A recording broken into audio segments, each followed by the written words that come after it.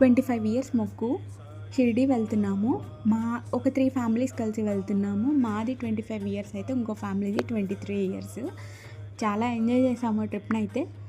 ఇక్కడ వెళ్ళేటప్పుడు 2 AC book చేసుకున్నాము. ఆల్మోస్ట్ 20 అవర్స్ జర్నీ ఇది. మేమేమో కర్డ్ రైస్ తీసుకువెళ్ళాము. మా కజిన్ ఏమో పన్నీర్ కర్రీ అండ్ బిర్యానీ తీసుకొచ్చింది. తను చాలా బాగా చేసింది. టేస్ట్ అయితే చాలా బాగా వచ్చిందనమాట.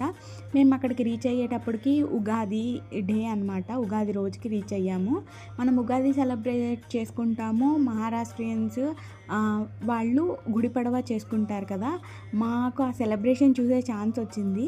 ఇక్కడ నాగర్సోల్లో దిగగానే ఓమ్ని బుక్ చేసుకున్నాము క్యాబ్. ఇది 1500 నుంచి 2000 పడుతుంది.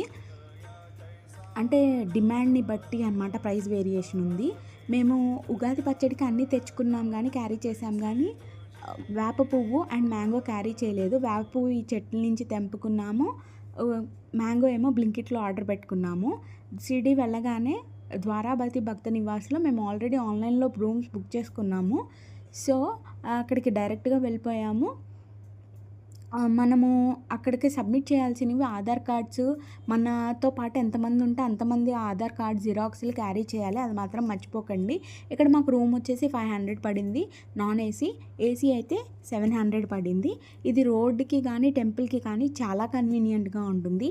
ఇక్కడ బాబాగారి వ్యాక్స్ స్టాట్యూ ఉంది కదా, నిజంగా బాబాగారు పడుకుని నిద్రపోతున్నారా అన్నట్టుంది. చాలా బాగుంది.